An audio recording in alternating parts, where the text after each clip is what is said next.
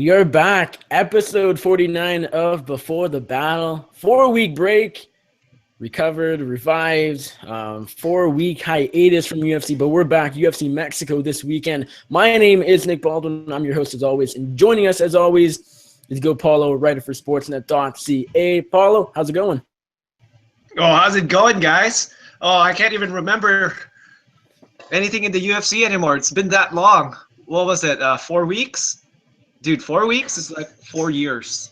4 weeks is like 4 years. It's as long as the Chicago Cubs winning the World Series. That's how long 4 weeks is with no UFC in the MMA world. No kidding. Yeah, I'm lacking the UFC knowledge. I don't know. Does Zuffa still own him? I don't know. Who knows? What was the last fight? I don't know either. Daniel Levy pulled the GSP on us. He's going on hiatus from Before the Battle. He's busy with his show and his other stuff going on at bestfightpicks.com. So he'll be back maybe in a week, maybe in 3 years, just like GSP. Who knows when he'll be back? But as they say, the show must go on, and we're bringing in this guy knows a heck of a lot about MMA, probably more than I do. I would say for sure more than I do. He does a bit of writing over at MMAsecond.com off and on. You know him from Twitter at AllThatMMA. Wes Riddle, going to be a regular panelist on Before the Battle. Wes, how's it going?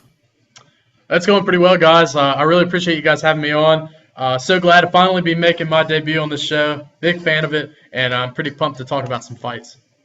I know. It's been a while. I've known you for, I don't know, probably a couple of years now. And other than doing Before the Bald Man Speaks with Andrew Lawrence a couple months back, I think this is the first time doing an actual podcast with you, or at least hosting one. So he's kind of like 2 years overdue, in my opinion. So glad we can get this going. So UFC Fight Night 98, live from Mexico City, Mexico, this Saturday, November 5th. As I said, 4 weeks, 4-week break.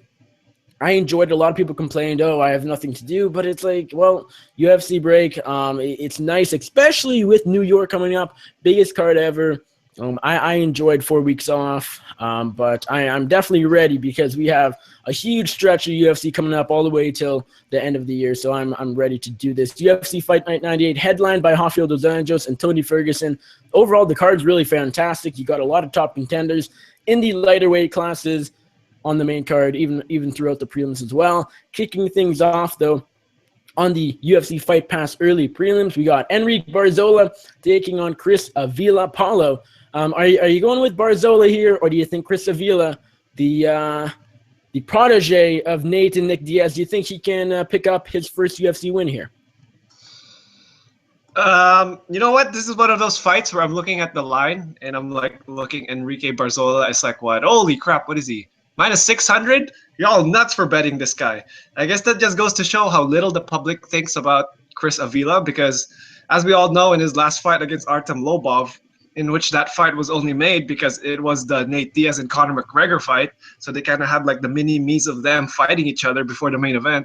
And Artem Lobov kicked his ass pretty badly, man. And as we know about Artem Lobov, he's what Daniel Levy would describe as a jobber in the UFC. And when a jobber kicks your ass for most of 3 rounds, then you're pretty bad yourself. But with that said, he's still got some skills, man. He's got some boxing. He's got some jiu-jitsu. He's not a complete can. And I'd like to use the CM Punk litmus test here. CM Punk was the smaller underdog than Avila was against Barzola. And we know CM Punk had no freaking chance to win that fight against Mickey Gall. So I'm thinking, if CM Punk has more chance than Avila on the betting lines, then that line is messed up, man. Pick is Barzola is going to win in whatever way he wants, but if Avila pulls off some kind of shocker and subs him, maybe even knocks him out or something like that, don't color me surprised. Now, Wes, you're about to make your first prediction on Before the Battle. Probably not the best fight to predict. You got Chris Avila, Enrique Barzola. Who are you picking here? Yeah, this is a tough fight for me to first give a prediction on because I'm not too familiar with either man, but I do know a little bit about them in their UFC careers. I know Chris Avila, I wasn't too impressed with him when he made his UFC debut, which was back at, I think, UFC 202, which was headlined by Conor McGregor. And they, like you said, Paolo, they threw him on that card just to give they threw him against Artem Lobov, Chris Avila versus Artem Lobov. And I was not very impressed with his performance. I felt like he was really tentative and just didn't do that much to pose really any threat against a washed fighter like Lobov is. On the other hand, you have Barzola, who last fought Kyle Bochniak back at UFC on Fox 21. And in that fight, I actually thought Barzola won all 3 rounds, and I think most media did give him 3 rounds or 2-1. And somehow Bochniak got the decision, which really surprised me. In this fight, I have to go with Barzola. I have him by decision on UFC Fantasy, by decision. I'm not really sure what kind of action is going to go in the fight because we did see Villa so tentative in that first fight with Artem Lobov. And Barzola, I think he was a competitor back on the Ultimate Fighter Latin America too. He won the contest. Oh, he did win it. Yeah. That shows you how out of the loop I am. I had no clue. I think that also shows Gutierrez, right? I think only 2 people know who won that show. Yeah, it also shows how forgettable tough winners, especially the international shows, are in this day and age. Yeah, it's unfortunate, but yeah, I do have Barzola by decision in this fight.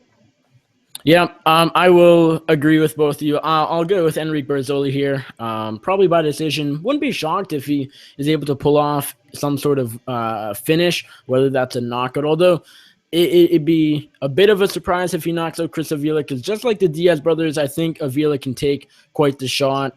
We didn't see really much at all from him against Artem Lobov. Lobov, I've kind of said it during his UFC career for the past year, so I'm not even so sure Lobov is UFC caliber. And he picked apart Avila pretty easily. Avila way too tentative in that fight, as you mentioned there, Wes. I struggle to see why Chris Avila should still be a UFC fighter. He's probably just being given a second chance because he's sort of the protege of Nate and Nick Diaz, so to speak. Barzola, he's a legit fighter, and I scored the Kyle Bochniak fight early this summer for him as well.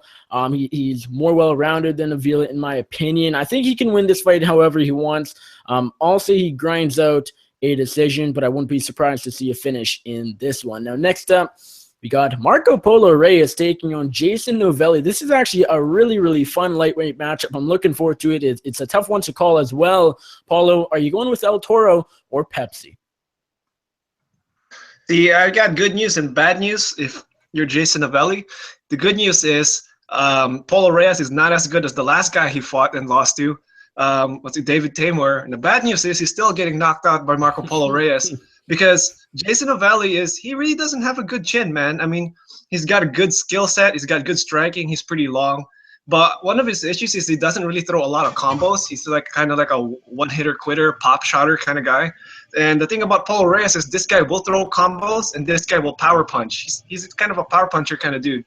And he can take a hit too. I mean, I think he's another one of these tough Latino America fighters, and I think he got knocked out in the show, if I'm not mistaken. So it was kind of surprising to see him make his UFC debut with a knockout. But, it's tough. Weird things happen in that show. Yeah, I got Marco Polo Reyes here. I think he's going to knock out Novelli at some point just for the fact that he's got a better chin.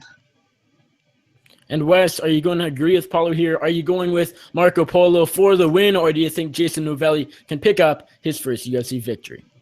First off, I'd like to say that I hate college for reasons like that. Absolute just chaos. Absolute chaos. Because you can just walk into rooms whenever you want, even if you are talking or looking at a camera intensely. So pretty much just to talk about this fight, Jason Novelli versus Polo Reyes, I am really, really excited for this fight. I think it's going to be one of the most underrated fights on the card. Both men know how to throw down. In this fight, we take a look at Polo Reyes real quick. He's a very entertaining fighter. He's on that 2-fight win streak where she knocked out Cesar, and I can't pronounce his last name, who was on the Ultimate Fighter Latin America 2 as well. And but on the same show, Polo Reyes did get eliminated by Gutierrez, who was the man that Enrique Barzola beat to win the show. Then we take a look at Jason Novelli. I know he's coming off his loss to David Timur.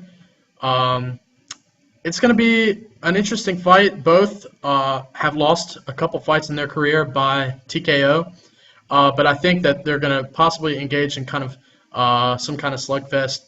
And I think Polo Reyes is definitely the stronger hitter. We did see him catch Dong Hyun Kim in his last fight, which was one of the best fights of the year. this year in 2016.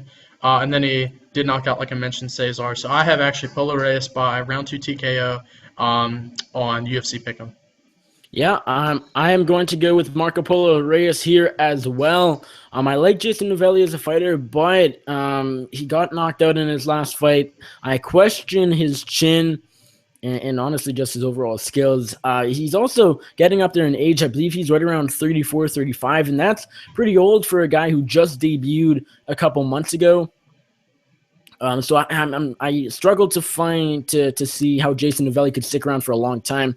Polo Reyes has the better chin, is the harder puncher, and neither guy is good enough to. I don't think either guy is good enough to avoid the slugfest. When you got a guy like Marco Polo Reyes there, and even like Novelli, I think they're all prone to get into a slugfest, and I think Polo Reyes does way better in that sort of situation. I think he's going to clip Jason Novelli, clip him hard, and shut his lights out.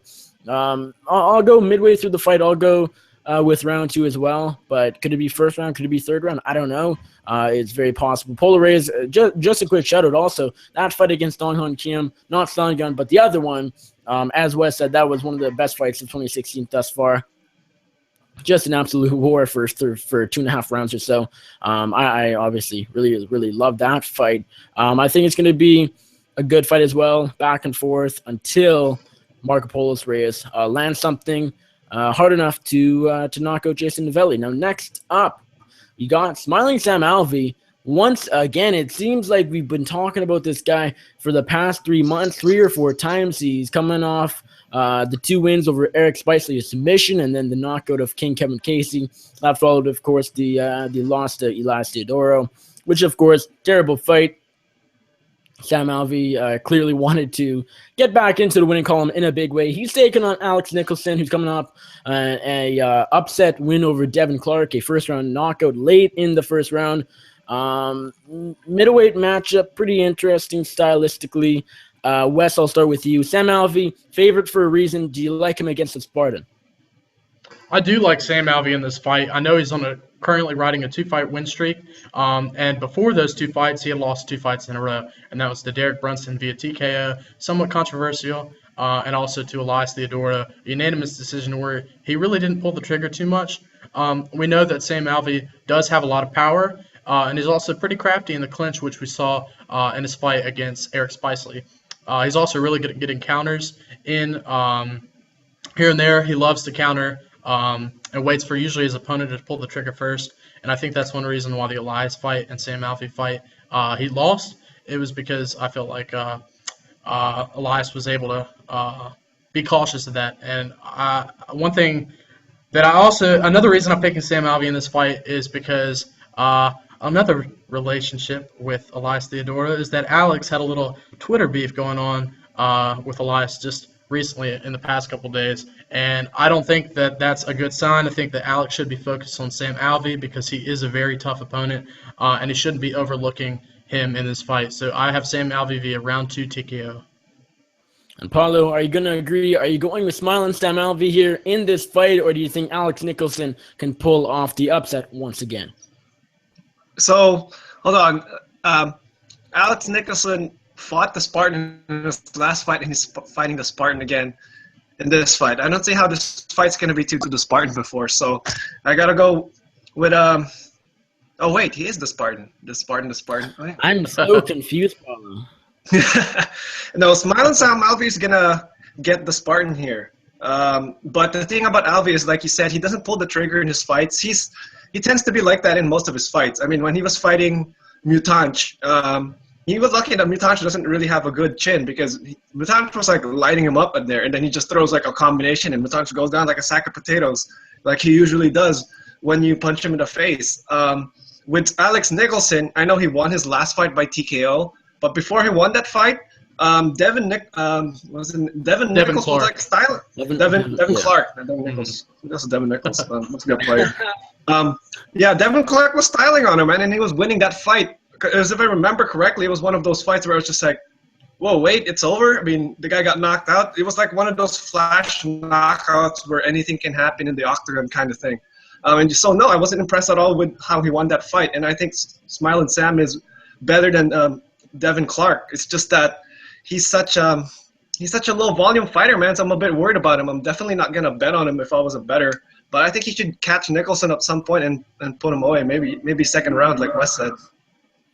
Yeah, I kind of agree in the sense that it's hard to be overly confident in Sam Alvey against anybody because he could show up like he did against Elias Theodorou and wait too much. He's a counter puncher, a counter striker, and he will wait for his opponents to lead first and go for the kill first, and then he capitalizes. And more often than not, he lands something significant enough and puts his opponents away. But sometimes, as we saw in the last Theodorou fight, literally nothing will happen. No one will pull the trigger. He'll get outpointed by slightly and end up losing a boring decision. Basically just described the last Theodorou fight in June in 15 seconds. Could that happen again? Possibly. But Alex Nicholson, compared to Elias, Elias is the better Spartan compared to Alex Nicholson. Alex Nicholson, arguably not even UFC caliber in my opinion. Got the win over Devin Clark, but as Paolo mentioned, that was a really bizarre finish win. It was late in the first round. Devin Clark appeared to be winning the first round slightly until when Nicholson landed the shot and put Clark down. Alex Nicholson dropped him down from light heavyweight when he fought Misha Serkinov. Probably a good move. Sam Alvey, though, I mean, he has a ceiling, but he should be able to get past Alex Nicholson with ease. I question Nicholson's chin.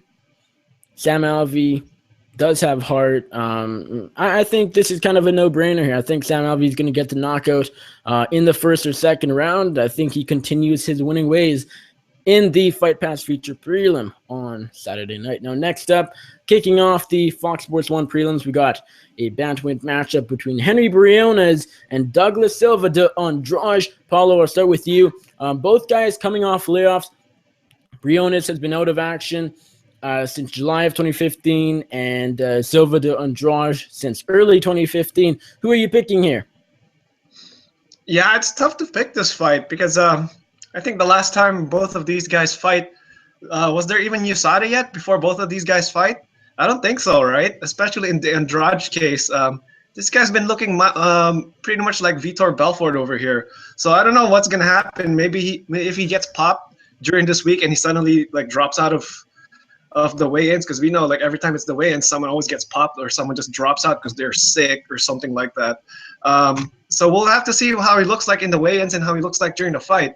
But yeah, no, it's hard to pick this fight because you don't know how either of these guys are going to look. But if let's just say that they look the same as when they last fought, hypothetically, I got the Andrade here because I think he's just the better fighter overall. He can hit a bit harder. He's got some nasty chokes. So I think what's going to happen, he's going to drop Briones, who really doesn't have a good chin. He's going to drop him. He's going to choke him. Yeah, because Briones, like, I'm not really high on this guy, man. Briones, I'm not sure why he's even in the UFC still. He could be getting cut soon. And Wes, what do you think about this bantamweight matchup? Kind of it's a tough fight to call, in my opinion. Henry Briones, Douglas Silva de Andrade, both guys coming off layoffs. It's never a good sign. Who are you picking here? Yeah, this definitely is a tough fight to call for the mentioned reason. They have had long layoffs, both individually.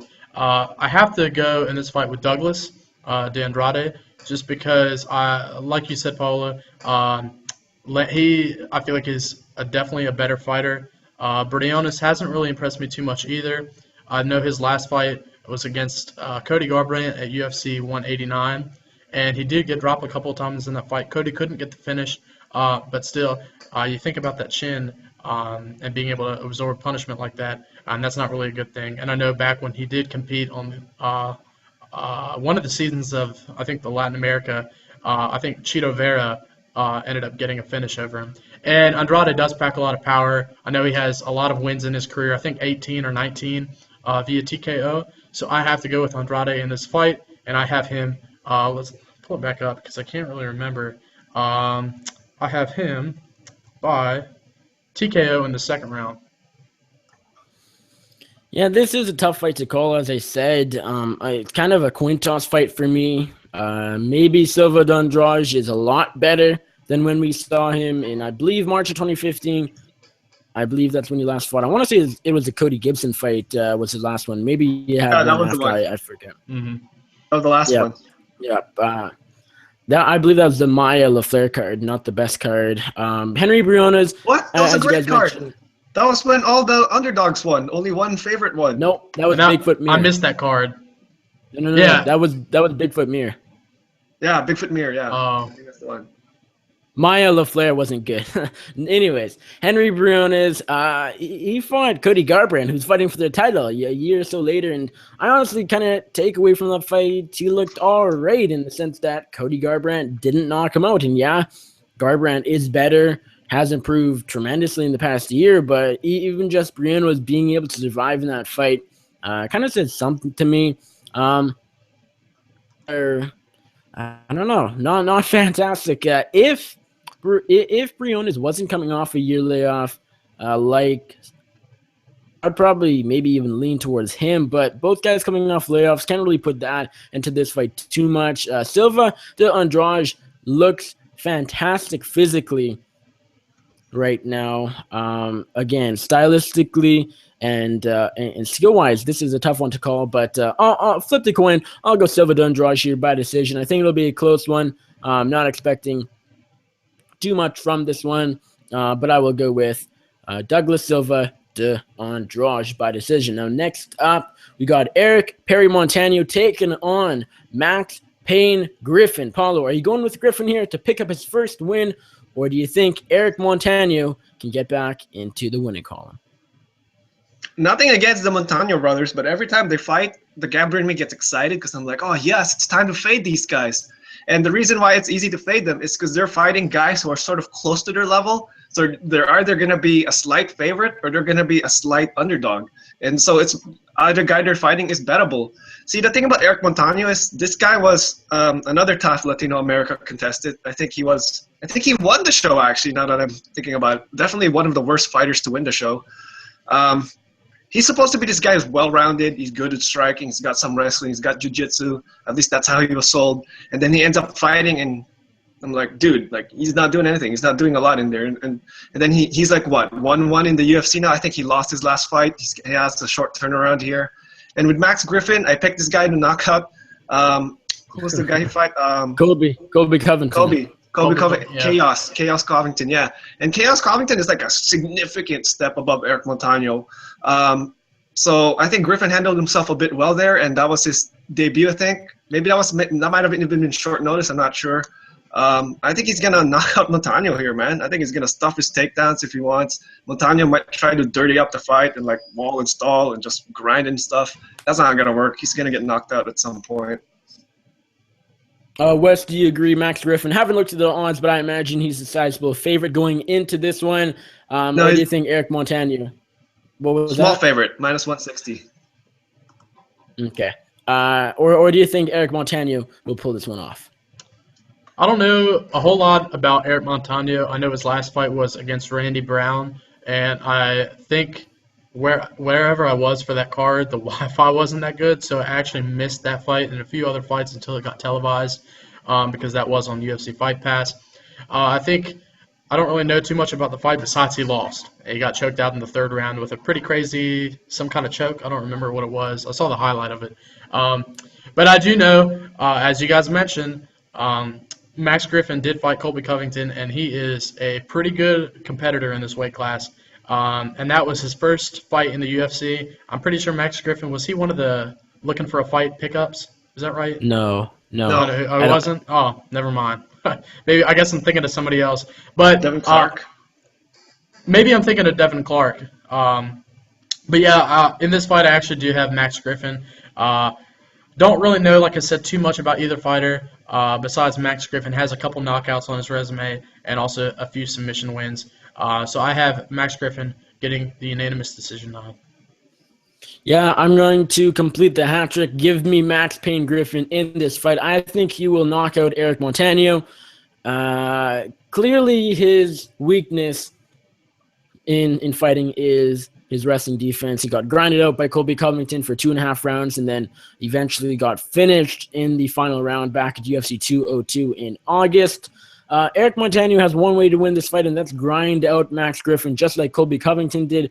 But Covington is 10 times the wrestler that Montano is. Montano will not be able to get him down to the ground. I think Max Griffin keeps this one standing where he wants it.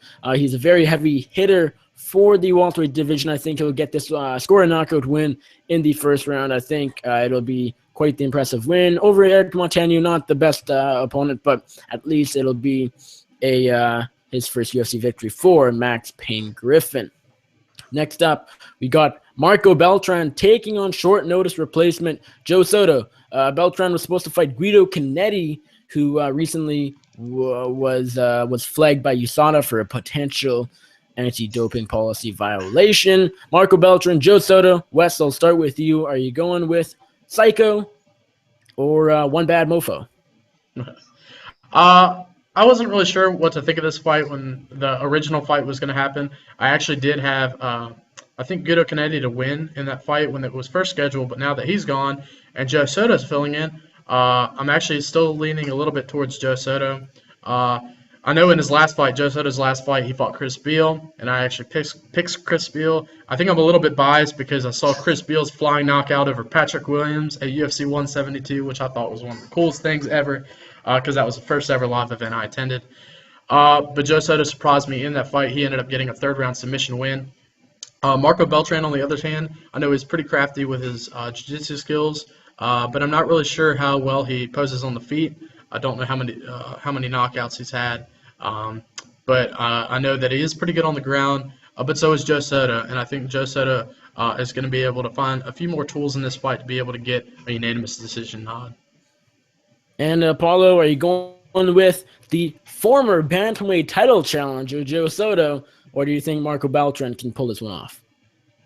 Firstly, I'm just a bit disappointed that my boy Guido Canetti is not going to be able to fight.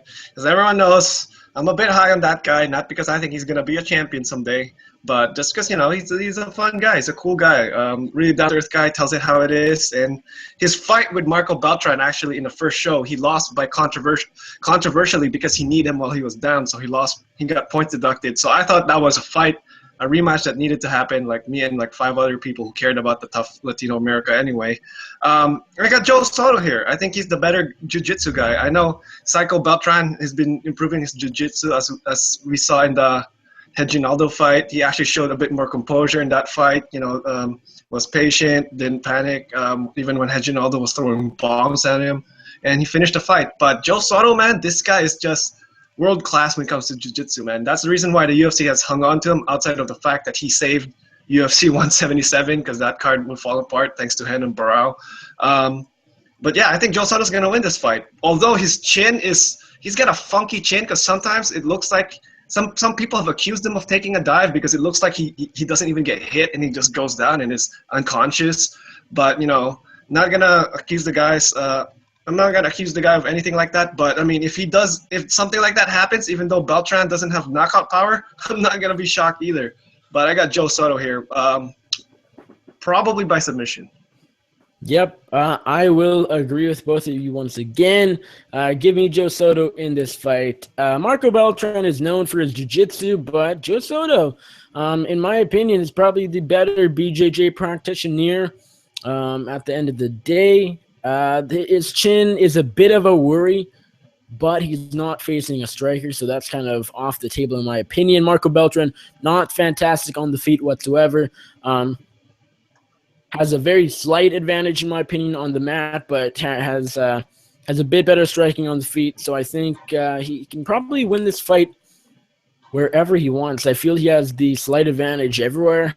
Honestly, his best bet here might honestly be to stand with Marco Beltran, in my opinion, because I think Beltran, his best chance of winning is by some sort of flash submission. So if Soto takes him down and starts grappling with him, I still think Soto will probably win and might even choke out Beltran, but I think it's a bit safer to stand with him.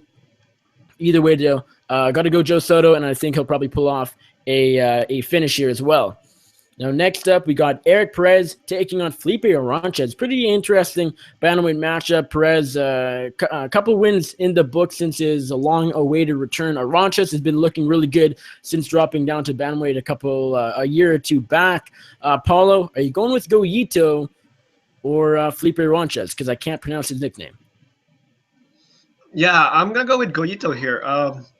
Goyito's actually one of these forgotten contenders in the division. Now, that said, I don't think he's going to beat a lot of top 5, top 6 guys, but he's going to hang around the bottom 10 of the division or the top 15 to some extent. I mean, he's a great fighter. He's an exciting fighter. You know, he's got good striking. He's got solid wrestling. He can handle himself when he's in the clinch, and he's a smart fighter. I mean, before he used to like brawl. I think he had one fight, I forgot what it is, where he was just like totally getting into it with the other guy. But ever since then, he sort of changed his game up a bit. He sharpened himself up a bit, and yeah, he's been winning a lot of fights. He just needs to stay healthy. With Aranches, since moving now to bantamweight, which I think is good for him because he looked a bit small for 145. It's been better for him because he's fighting guys his size now, and Guillotin's around his size. He's got good striking, good rangy striking. He can get a bit wild sometimes. I think that's what separates him here from Goyito. Good submission, bit more finishing ability. But I think more often than not, it's Aranches by finish or Goyito by decision. And I think the only guys who finished Goyito are like the top 10 guys, top 5 guys. And I don't think Aranches is at that level yet. So I'm going to have to go with Goyito here. And Wes, are you going with Eric Perez or Felipe Aranches? Like you said with Eric Perez, the only 2 fighters that he has lost to in the UFC were Brian Caraway and Takeya Mizugaki, and both of those are, I think, ranked in the top 10 right now in the bantamweight weight class. Eric Perez, he's always been a pretty good striker. He has a few pretty quick knockouts, or maybe a couple in the UFC, but he also is very crafty with his wrestling. He's able to take fighters down and also controls them well. I know in the Brian Caraway fight, he did get choked out. And Felipe Arantes is really good with his submission game. He's very diverse. We've seen him on a 2-fight win streak with wins over Yves Yaboin and Gerard Sanders, and both of those were submission victories. And I think that this is going to be one of those fights, like you mentioned, where it could either be a Goyito decision win, where Perez is able to outstrike Arantes on the feet, which he definitely can do, and possibly stop the submissions that Arantes might throw. And I think Perez might want to avoid the submissions.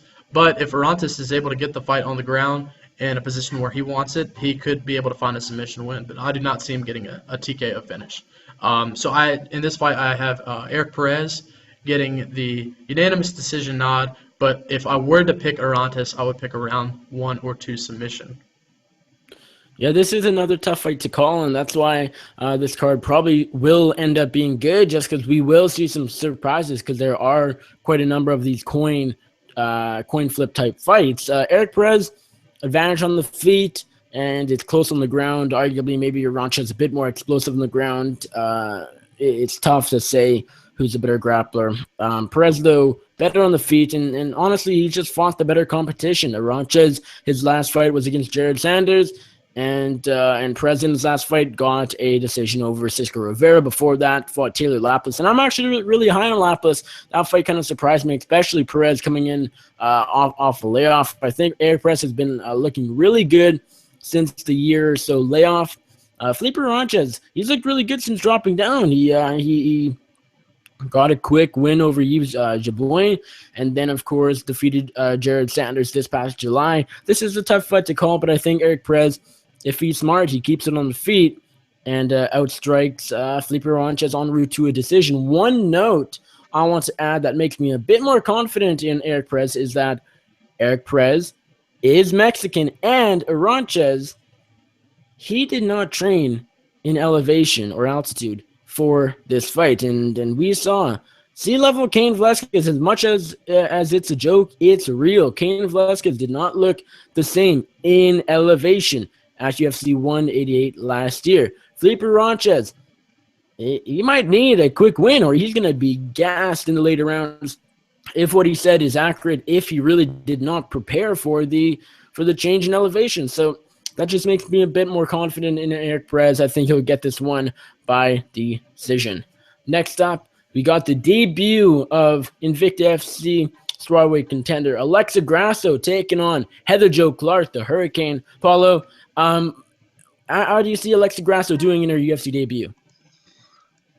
I think she's gonna do relatively well. I mean, I guess she is fighting in her hometown of Mexico. That's where she trains. She's used to the elevation. And with Alexa Grasso, for those who haven't really heard of her, which I think most casual UFC fans or moderate UFC fans, she's got really good boxing, man. She's got slick jiu-jitsu, and she has a lot of ways to finish her fights. She's one of the few strawweights who actually has some finishing power in her fists. Her wrestling is the thing that needs a little bit more work. So if Heather Jo Clark wants to exploit something, she can probably try to grind out the fight against Alexa Grasso. But I mean, in elevation and where Grasso's like better, like I just don't see that working out that well for Clark. Now, with that said, it's like I think she's the biggest favorite in this fight. If it's not Barzola or she's tied with him, let me see, minus 525, minus 550 in some places. That's a little bit crazy. That's getting a little bit out of hand. But that said, it's not like Heather Jo Clark's gonna knock her out or submit her. So she's probably gonna try to win by decision. And going against Grasso is faster, better, everywhere. That's just a tough call. Gonna go with Grasso here, but that's still an insane number, man. Minus 525. Probably getting parlayed to death here. And Wes, what do you think? Alexa Grasso debuting in the UFC against Heather Jo Clark. Who are you picking? I'm leaning definitely towards Alexa Grasso in this fight. She's only 23 years old, but she performs spectacular for especially where she is in her mixed martial arts career. She's definitely really, really good on the feet. That's going to be her strong suit. Just very good at boxing, very crisp with all the shots that she throws. And she also maintains a really good pace from the beginning of the fight all the way to the end of the fight. She doesn't really slow. The only two problems that I really have, which we've mentioned just a second ago, her takedown defense definitely needs some improvement. And Heather Jo Clark does like to go and engage in clinch battles.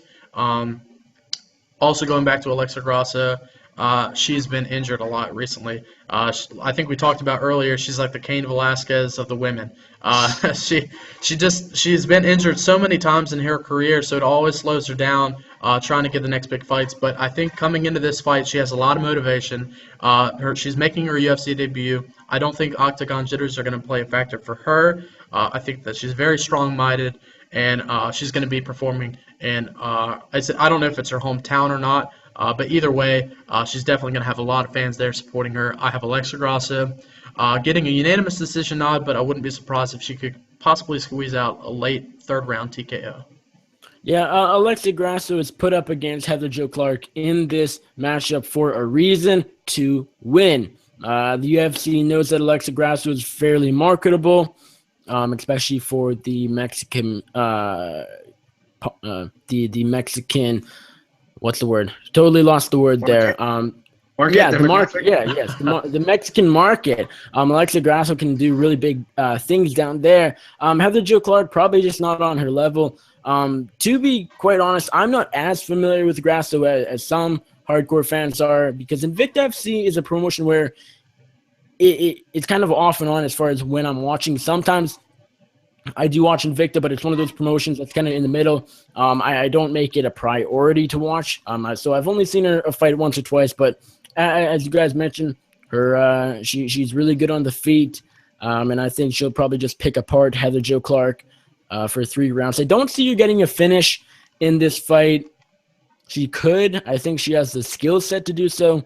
I think it just plays out in a way that she won't want to go maybe full force in her debut, because it's a big fight for her. If she loses, the hype train crashes to an end, because she does have a lot of hype going in.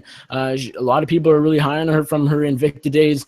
So I'm going to go Alexa Grasso here, but I'm terrible at predicting strawweight fights. So could Hurricane pull off the upset? It's very possible. Who knows? MMA is a crazy sport, but I'm going to go Alexa Grasso here by unanimous decision. Now, next up, now we're getting to the really, really fun fights, top level fights as well. Number 9 lightweight Beneil Dariush taking on number 15 Rashid Magomedov. Paulo, are you going with the underdog? No, actually, isn't Magomedov? He's the favorite here. He's the favorite. Yeah. Yeah, He's the favorite. Do you think Beneil Dariush will pull off the upset here, or are you going with Magomedov to remain not undefeated, but remained with a only one loss on his record. Yeah, the thing about this fight is this is going to be one of those fights that's going to be a battle of attrition. And when it comes to that, it's really anyone's guess who's going to look better with altitude. I want to lean Magomedov. I want to use the stereotype that, oh no, these Russian guys, they're tough. They can go forever. They're just tough guys, man. You can't submit them. You can't beat them up. It's hard to finish them, and they got good endurance based off of that stereotype. But with Dariush, you obviously can't sleep on this guy. I think if you just broke it down skill by skill, I think Dariush is better. I think he's got the better jiu-jitsu. He's got the better striking. Wrestling, obviously, Magomedov's the better guy here, and I think that might be the X factor in how he's going to win this fight. But, I mean, if Dariush wins this fight, I'm not going to be that shocked. Although I would favor Magomedov to win what I think could become a really ugly fight around the second round. So I think he's going to win some kind of a split decision here, or win 2 out of 3 rounds. But yeah, it's going to be one of those fights. Very interesting. Wes, are you going with Dariush to pull off the very slight upset, or are you going with the favorite, Rashid Magomedov? I know one thing about Beneil Dariush is that from the very beginning, he started to amaze me. I know he made his UFC debut against Charlie Brenneman, and I kid you not, I picked Charlie Brenneman. He then goes in there against Ramsey. I picked Ramsey to win. He did win. Then it followed up a couple other fights. I know he fought Carlos Diego Ferreira and Darren Cruikshank and Jim Miller. And guess what? I didn't pick Beneil Dariush in any of those fights. And guess what? He won all those fights. Fights Michael Johnson, very close fight. Goes in there against Chiesa, a fight that I missed. And most recently fought James Vick, where he was able to get a very impressive first-round TKO win, even though I think Vick filled in for short notice on that fight. Either way, Dariush is very much developed in his striking game, and he's also a great grappler. And he was on that 5-fight win streak before his fight with Michael Chiesa. Now we look at Rashid Magomedov. Striking is definitely his game. That is definitely where he finds most of his success. And I think that he might be slightly better in the striking department than Beneil Dariush is. I know he struggles a little bit with takedowns. He avoided a few in the fight with Gilbert Burns, but at first he was struggling. But he did manage to get up quick whenever he was taken down. He also waits for his opportunities. He's very good with his striking and timing, and I think that's going to be important in this fight. Very, very close. I'm leaning Dariush here by unanimous decision. I feel like he has a little bit more skill in the grappling and maybe the takedown departments. He's fought the better competition. I think that he might be able to get the unanimous decision nod, but this is a very, very tough fight to call, and I think one of the toughest fights to call in the entire card. Yeah, this is a tough one to call, as you said there, Wes. I am going to lean Beneil Dariush here.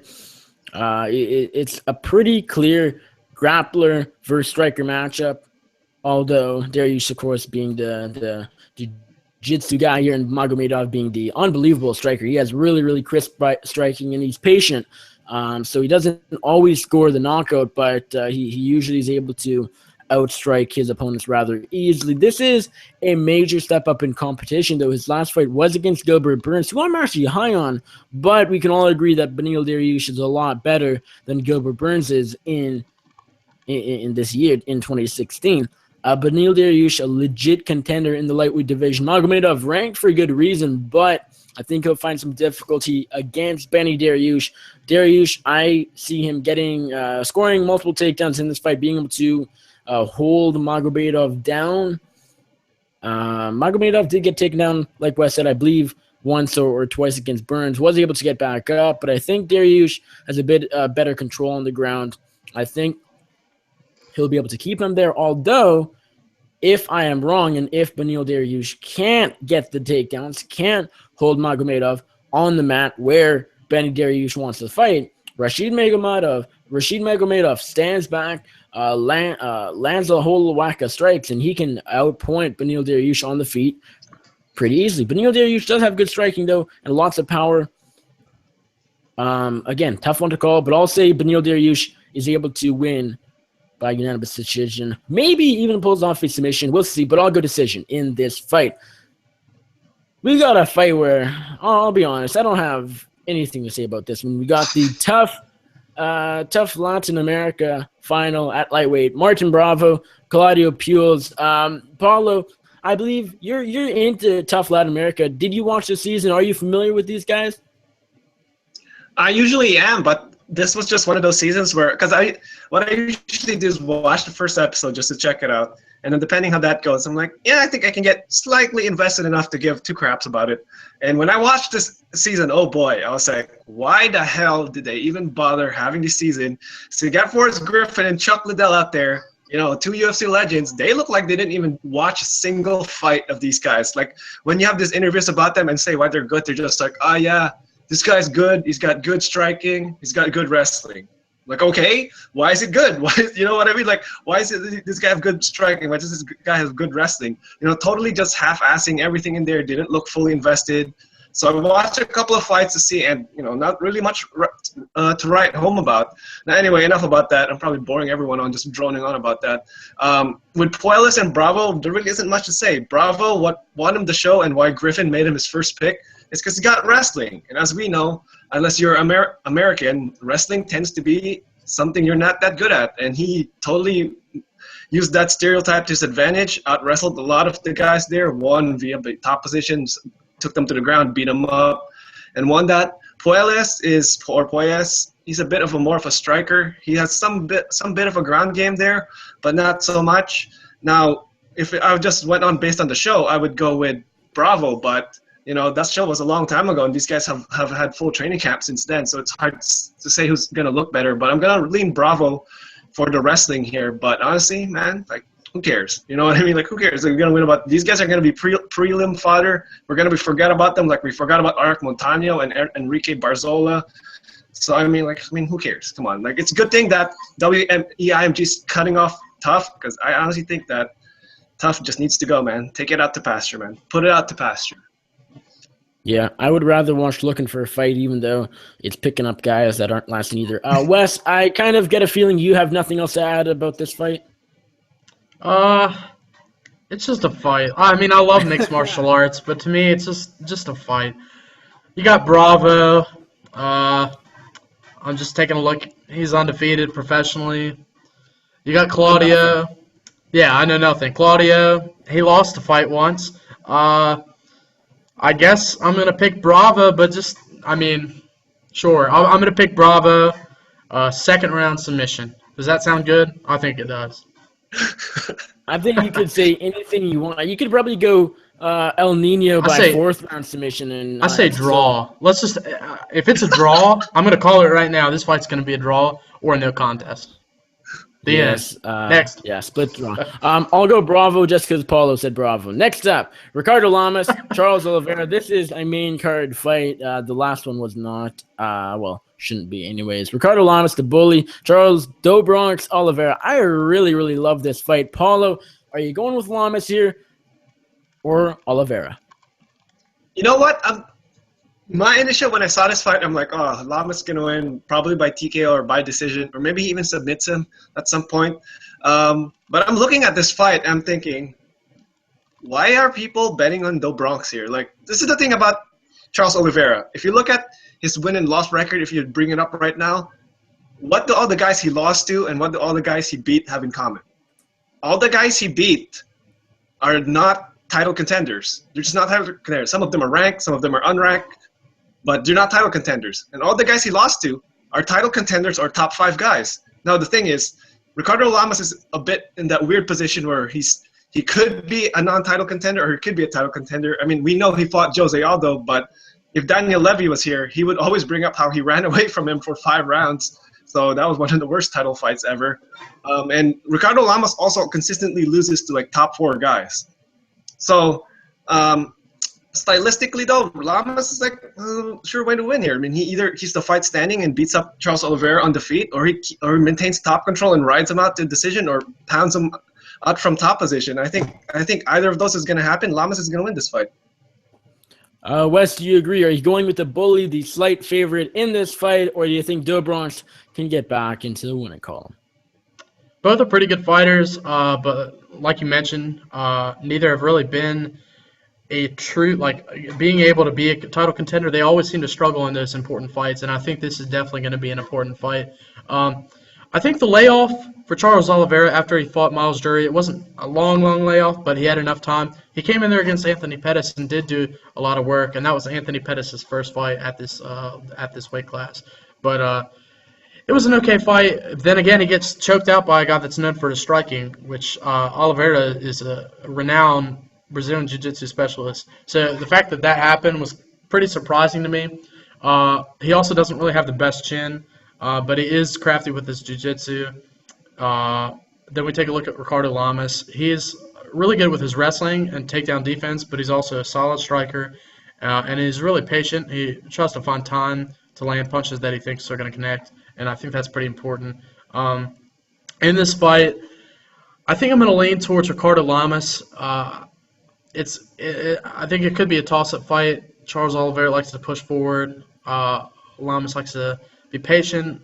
Somebody might get clipped here or there, but I do have Lamas in this fight. I think he might be able to wrestle to a decision. I don't know if he's going to have – I'm not really too sure. It's a very interesting fight, and it might be a fun fight, but I'm definitely leading Ricardo Lamas.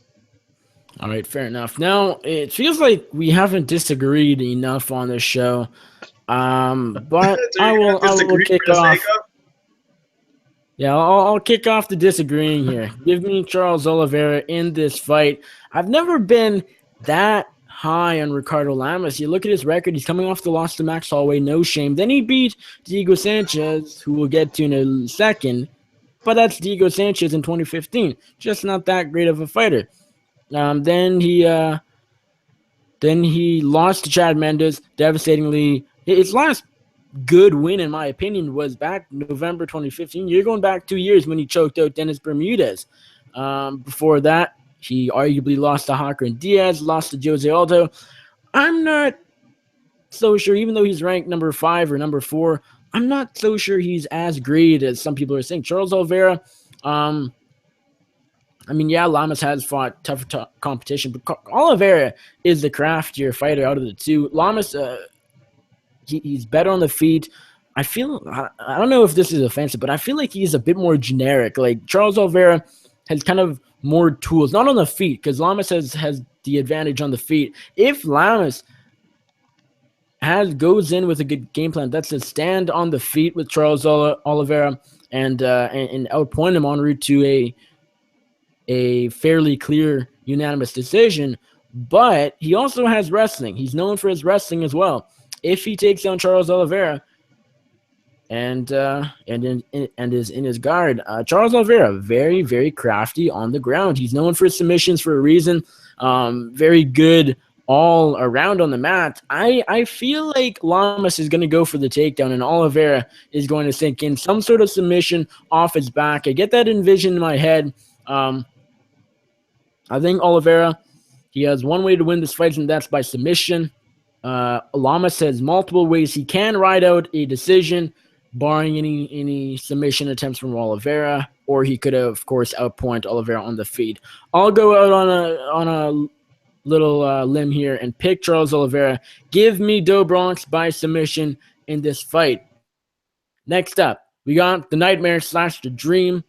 His nickname changes every other fight. Diego Sanchez, the tough one winner, taking on former Bellator lightweight contender Marcin Held. Paolo, are you going with Held here, a big favorite, or will Diego Sanchez, the Dream / the Nightmare, get back into the winning column? Oh, man. Diego Sanchez in 2016. Oh, this guy. Let's just say Diego Sanchez, like, man, is this guy immortal or something like that? But because this guy's still fighting, and he first fought, I think it was 2004 or something. How old were you at that time, Nick? 4 years old, 2004? Yeah, 4 years old. Okay, so you could barely form coherent sentences, and Diego Sanchez was already competing in the octagon. And now look at you, you're here, you're an MMA journalist, you're running before the battle, and he's still fighting. Oh my God, man, when is this guy gonna hang it up? Probably never. But the thing about Diego Sanchez is Diego Sanchez. He hasn't really changed his game since 2004. Damn. Yeah, since like 2000. Yeah, maybe. Oh no, he changed a bit, but like 2007, 2008. maybe since then, that's when he stopped evolving. He's always been like this brawl till you fall kind of guy. And Held is like the exact opposite. Held is like a grappler. Like he's like an ace on the ground. Like if he gets you on the ground, chances are you're screwed unless you can sort of like keep him on his back, ride out top position, stop his submissions, and that's how you're gonna win. With Diego Sanchez, I don't think he's ever been submitted in his MMA career. I think the first time he got stopped was against Joe Lozon, and that's because his chin is incredibly bad now. He gets rocked in every one of his fights. And with Marcin Held, he's not really known for his striking, although it's coming there, it's improving. So if Marcin Held knocks out Diego Sanchez, I'm not going to be too shocked about it. That's unlikely. I think what he could do is probably like dominate Sanchez in the grappling area. But I think that's going to happen. I think Sanchez is going to keep the fight standing and is going to win another one of these what the F decisions against Marcin Held, because Sanchez is going to be the more active striker here. And Held is probably going to have the octagon jitters. There's the elevation factor there that you're going to consider. Sanchez has trained in elevation, and I'm just going to say, even though it's completely unscientific, he's got the Mexican gene, so maybe he adapts to the Mexican climate better. So let's go Diego Sanchez here, man. Diego Sanchez for the upside. I get a feeling you also picked him against Lamas last year. I'm not sure, though. Wes, are you going with Diego Sanchez? Or will Marcin Held win in his UFC debut? Pretty much we talked about Diego Sanchez. It feels like he's the same fighter. He's known for his striking, and he's always really aggressive. Had a good chin back in the day, but he's taken a lot of damage over the years. And I think he's at the near end of his career. I think we can all kind of agree on that. For me personally, I don't think Diego Sanchez, besides Jim Miller, that was a pretty close fight, but I think he was able to get the nod. I don't think Diego Sanchez has won a fight since he fought Paulo Thiago, because the Gomi fight was controversial. The Ross Pearson fight was the worst decision I've seen in history. And also the Campman fight was really controversial too. All three fights in which that I thought Diego Sanchez lost. But he was able to get the wins in those fights. So pretty much he did beat Jim Miller. Yeah, like I was saying, that's the only fight I think realistically he won. But besides that, the last fight that I think he won, in my opinion, was Paulo Thiago. And that was in October of 2010. That was 6 years ago. And Nick, you were 6 years younger, and you were not a journalist at that point, which is just crazy to think. Marcin Held, he's still really young. He's only 24 years old, amazing at Brazilian Jiu-Jitsu, evolving in a striking game, as we mentioned. Still has a little bit of work to do. Really great at leg locks and tying his opponent up on the mat. Octagon jitters may play a factor, especially from this move from Bellator to the UFC. But I think that Marcin Held is going to win in his UFC debut. I think that they're going to get in some kind of slugfest. Diego's just going to get cracked once. Even though Held is, like I said, not really known for his punching power, I think he's going to be able to rock him, take it to the ground, and find some kind of submission in the second round. Yeah, Marcin Held has one way to win this fight, and that's by submission, but Diego Sanchez doesn't really have a way to win this fight. He comes forward and doesn't really do a whole lot anymore, and as you guys said, he's the same fighter since I was essentially in a crib. Well, no, I wasn't in a crib at 8, but close enough. Diego Sanchez, he did actually look all right against Jim Miller, but he just suffered a nasty knockout loss to Joe Lozon. Is that the time when Diego Sanchez, he's been going down for a long time, but was that the fight where the slope goes from mediocre, still kind of hanging in there, to done, not UFC caliber, yada, yada, yada. Marcin Held, on the other hand, actually a pretty good fighter. He doesn't really have a whole lot on the feet. Lost to Will Brooks in Bellator a year or so back in a title fight before both of them hopped over to the UFC. That isn't fantastic now. I feel that would have been a bit of a better loss to have on your record if Will Brooks hadn't made his UFC debut already, because he didn't look fantastic against Ross Pearson and then got finished by the super fat Alex Oliveira. So I don't know. Marcin Held, a lot of people are high on this guy. I'm not super high, but I think he has the tools to defeat a guy like Diego Sanchez in 2016. Diego Sanchez, I don't I think his submission losses are very rare, if ever. I don't never don't lost have the by exact. Yeah, that's what I was thinking. I didn't want to say that for sure, but yeah, I was thinking he's never lost by submission. Could this be the first time? Very possible. Could Marcin Held just grind out a decision, look for the choke all 3 rounds, never get it? Possibly. Marcin Held will win this fight either by submission or a dominant decision. Now, next up, we got the main event of the evening. Former UFC lightweight champion Rafael dos Anjos rebounding from a July loss to Eddie Alvarez, taking on Tony Ferguson, number 3.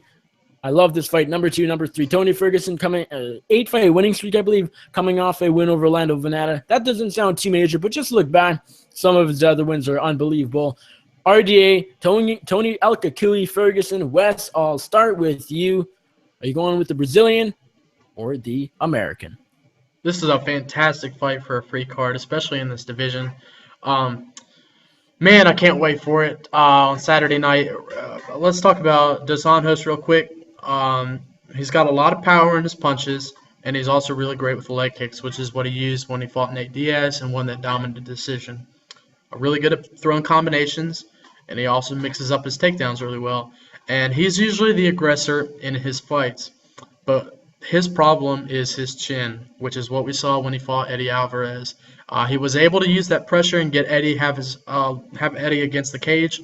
Eddie was able to land one of the hands, and it cracked him. And from that point on, Eddie Alvarez took over the fight, and RDA lost. Another fight where that happened was Jeremy Stevens, where he got knocked out in the 3rd round. Eddie knocking out Dos Anjos like he did, definitely significant for that chin. And also we have to think that RDA just left his camp. He left King's MMA, and that's either going to be a good move or a bad move for him in his career. But I think that maybe in doing that, that's possibly a spark of motivation for him. We'll have to see. Ferguson, very crafty, very diverse, very unorthodox. Has just a bunch of different tools in his arsenal that he can use. And he also loves to keep a solid pace going throughout the fight. Loves to also push forward. Very active with punches. We see him do some rolls every now and then, which he used against, I think, in the Josh Thompson fight really well. And he also has Darce choke, which is fantastic, which he used against Edson Barboza.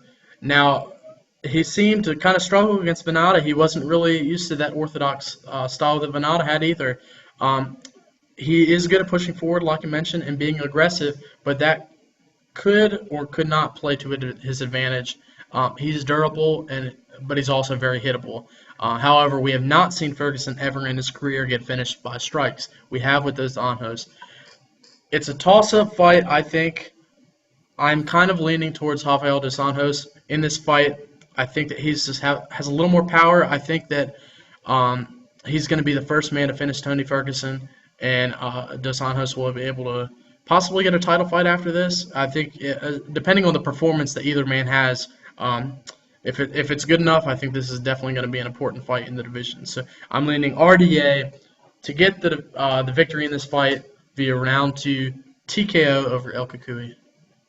Very interesting. Paolo, are you going with the former lightweight champion Rafael Dos Anjos to rebound, as I said, from his title loss in July against Eddie Alvarez? Or will Tony El Kakui Ferguson pick up his biggest win to date and possibly earn himself a shot at next week's winner? Whoa, Tony Ferguson. See, this guy is probably, arguably, the most exciting fighter at the lightweight division. And that's saying a lot because that division's really tough. There's a lot of exciting fighters there. But, I mean, with Tony El Kakui, this guy fights to his level of competition.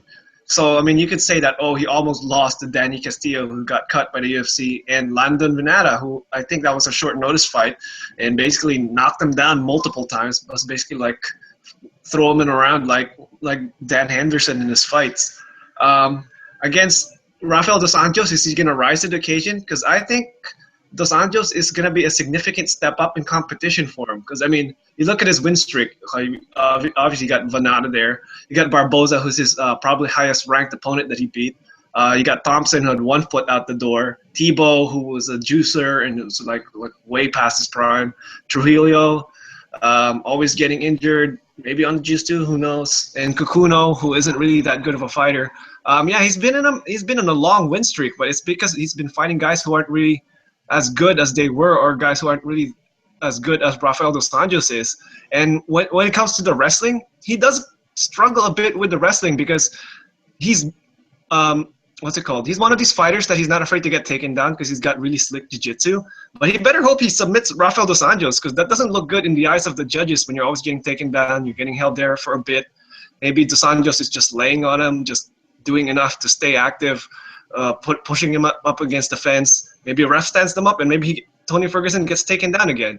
And that's going to cost him if that's what's going to happen in this fight, unless he finishes dos Anjos. The thing is, like Wes mentioned, dos Anjos' chin is not the best. Again, in that Pettis fight was the only example where he basically just like walked through everything. I can remember in that fight where Pettis head kicked him like probably 3 times or so, twice in one sequence in one round, and just walked through it. But this is post-USADA now, and dos Anjos, one of these fighters that hasn't looked the same with the USADA fight. And I know he finished Donald Cerrone fast, but what would have happened if he didn't finish Donald Cerrone fast in that fight, right? So throughout the contest, I think I favor Ferguson, maybe to outlast dos Anjos down the road, but I think dos Anjos might win enough of the earlier rounds to get a decision here. So I'm going to go with dos Anjos. Well, this is a close fight to call. It's kind of funny how my perspective of a fighter changes just with one loss.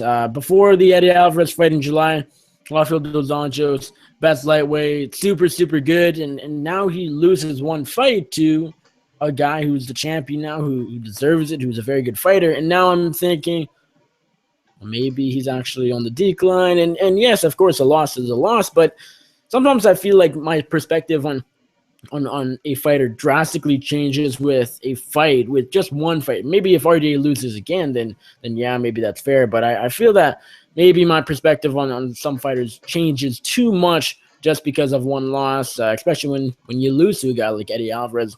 On the other hand, Tony Ferguson coming off the win over Lando Venata.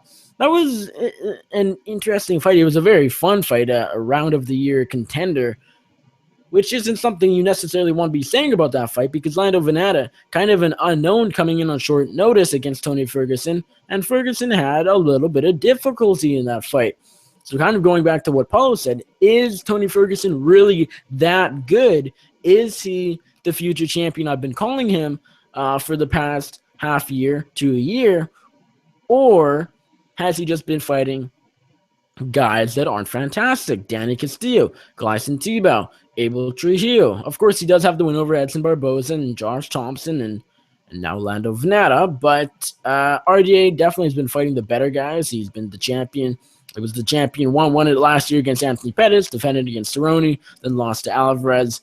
Stylistically, this is very fun. Tony Ferguson, so unorthodox. I don't think RDA has ever fought a guy with a stranger style, so that could play into this fight and could be a bit of difficulty for the former champion. He may walk in there and Tony Ferguson could be doing some things that he's never seen before or were never prepared for.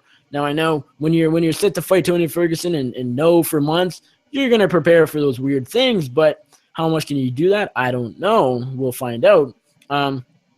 RDA does appear to be physically on the decline a little bit. His chin is questionable, in my opinion. Tony Ferguson, I don't know. This is a tough one, a really tough fight to call. RDA, both guys have been training in altitude, so that's a very good sign, of course. But one bad sign, in my opinion, dos Anjos just recently left Kings MMA, training at Evolve MMA now, and looking to open up his new gym in the near future. That's a distraction. And also leaving Kings MMA, even though, I kind of, you got to give him the benefit of the doubt there, because if he feels that Kings MMA isn't working for him, then you got to trust him. But Kings MMA, look what Rafael Cordero did to RDA, made him into a world champion, in my opinion. So will that move pay off? I don't know. I'm kind of leaning towards no, which isn't a good sign for an RDA backer.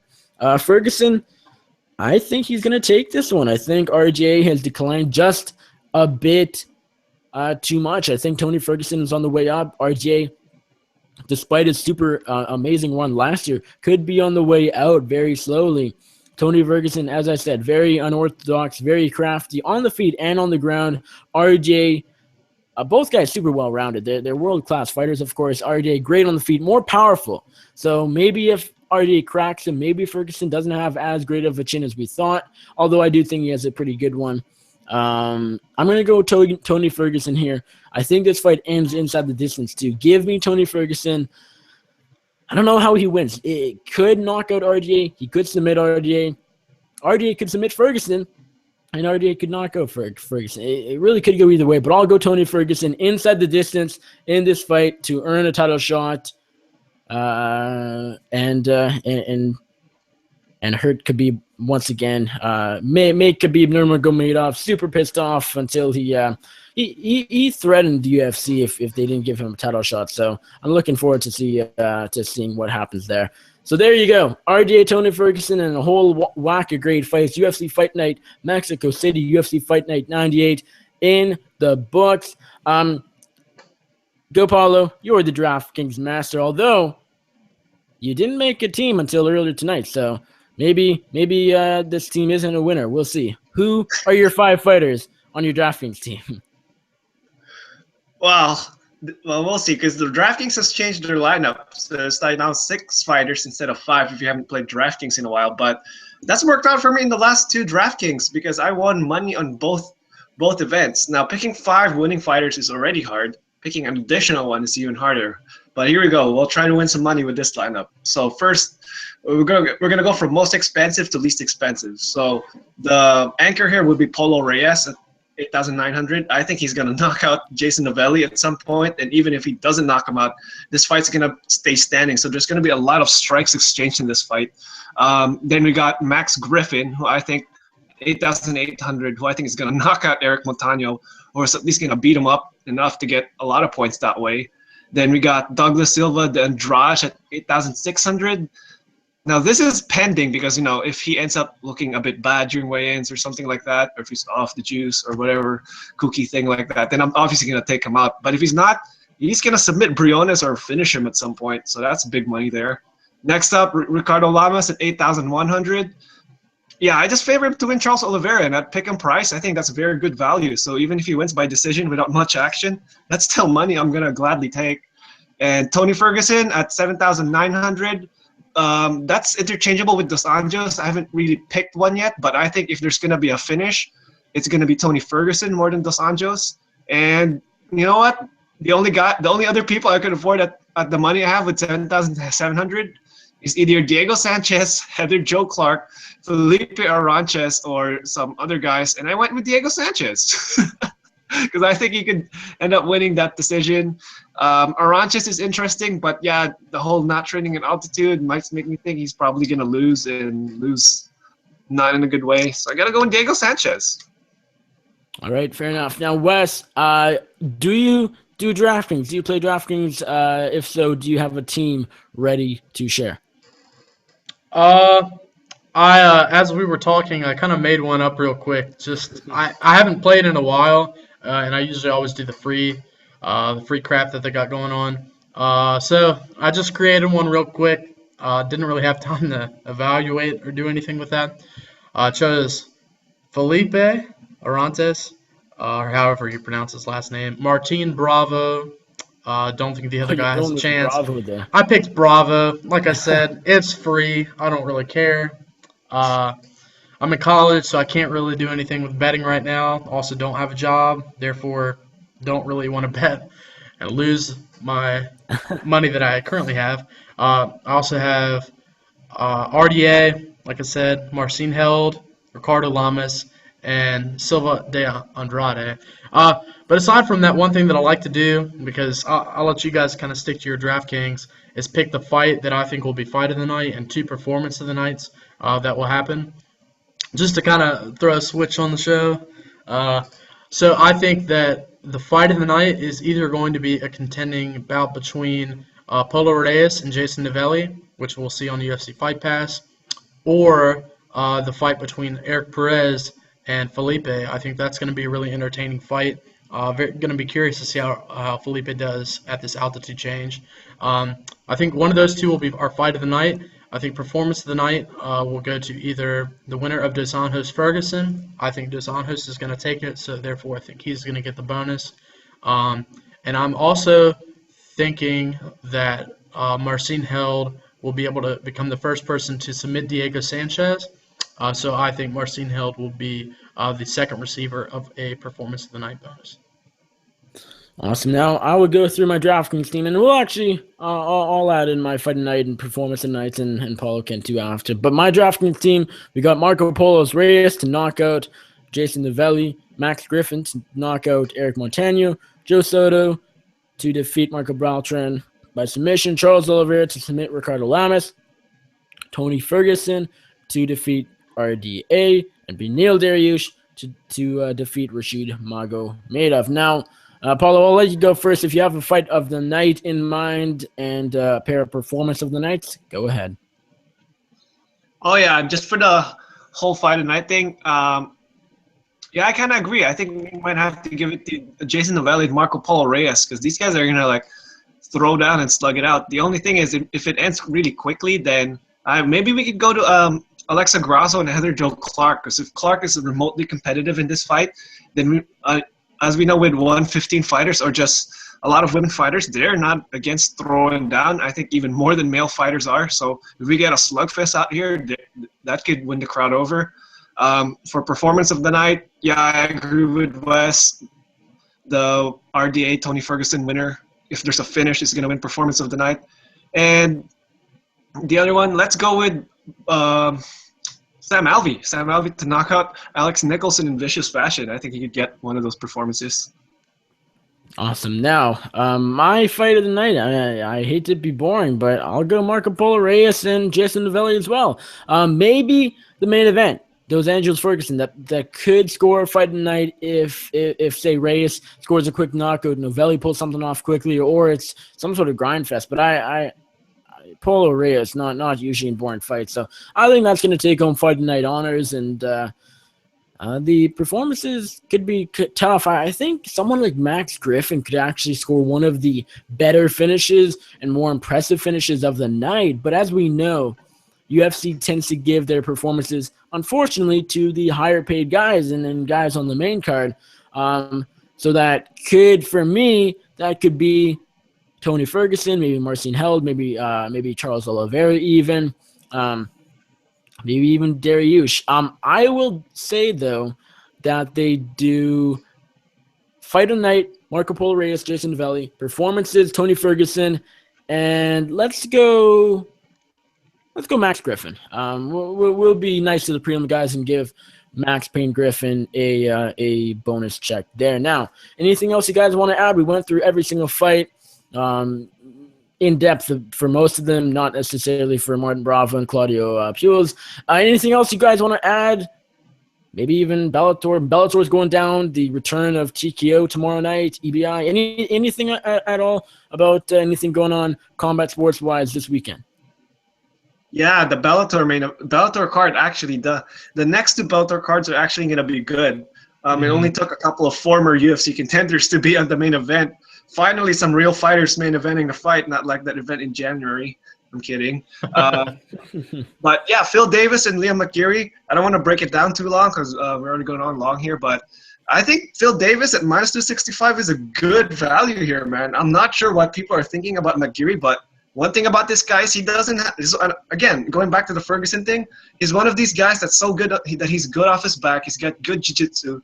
So he doesn't really have a problem in getting taken down and pulling guard. And, I mean, against Phil Davis, I mean, if Emmanuel Newton was able to basically, like, right up top position, not get sub, what more would Phil Davis, who's, like, one of the best grapplers in the sport right now. So I think unless McGeary knocks out Phil Davis on their feet, Phil Davis got this wrapped up, man. He might even sub McGeary himself. So Phil Davis, I think, very good value here at minus 265. Yep, I'm going with Phil Davis as well tomorrow night. That's actually a really good card. Bellator, I can't remember the number, right around 153, 154. I don't know. 163. Yeah. I was 10 off. close enough. 163 Bellator, 163 goes down tomorrow. And I actually showed it to Bellator because their last few cards have been kind of skippable, to say the least. But they actually have a lot. November, their lineup is fantastic. Let me see if I can think of them all off the top of my head. You got Phil Davis, Liam McGeary tomorrow night. And then you have Eduardo Dantas and Joe Warren next month. And there's a couple more. Oh, right. Andrei Korshkov and Douglas Limo and Bendo and Chandler. Yeah, I really like Bellator's lineup. Finally, some really interesting main events after kind of a slow period for them. Wes, anything else you want to add? I know you're kind of digging the EBI stuff for the past half year or so. Anything else you want to add? Yeah, I can add my prediction for the main event tomorrow night at Bellator. Really good fight. Really a big fan of this main card. I think the main card, one of the best that they put together of the year. Liam McGeary versus Phil Davis, very interesting fight. I know a lot of people are picking Liam, and I am a big fan of his style, but I think that this is going to be a pretty dominant win for Phil Davis. I think it's going to be fairly one-sided. McGeary's got a few tools off his back. He can throw up a few triangles, possibly catch Phil in an armbar. But Phil's had so much experience in this sport. And just when he's on top of you, it's a different he's a completely different animal. Phil Davis also has a great Kimura. I wouldn't be surprised if he could pull out a submission win in maybe the third or fourth round. I actually use a website called MMAplayground.com to put in some predictions for other smaller fights, and I have Phil Davis getting a fourth round submission. I think that he's going to be able to find a Kimura after McGeary slows down, because I think the only real place that he is going to be able to find success is off his back, and if he can't get a submission in that first or second, it's going to lean towards Phil Davis. But overall, pretty good Bellator card. Unfortunately, I've been so busy with school, I haven't followed too much of EBI, what's going on this weekend, but I do love watching EBI. A huge Brazilian Jiu-Jitsu fan. Just love what they do over there. I'll probably catch up with it when the card goes down on Sunday night, but that's pretty much all I got to say for right now. All right, well, episode 49 of Before the Battle in the books. We're not going on another 4-week hiatus. We'll be back next week. Episode 50, and coincidentally enough, I think this makes sense. Episode 50, UFC 205, same week. I guess you can say I don't really care about episode 50. It's like it's a number, big deal, but it's kind of a landmark show. And the UFC 205, best card probably ever. So that makes sense. We're going to have a couple of guests besides us on next week's show as well. Maybe one, possibly two. We'll let you guys know who they are probably next week. Guys, Wes, I really appreciate you coming on for the first time. Looking forward to doing the show with you regularly. Let the people know where they can check you out on social media. And you're doing some writing a little bit. You wrote for my old website, MMA Junior. That's no more, so you've moved on. Let the people know where they can check you out on social media, and anything else you gotta plug. Thanks again, guys, for having me on the show. I really appreciate being able to make my debut, and I'm really going to be glad to be able to do some more episodes with you guys in the future. So I'm really excited about that.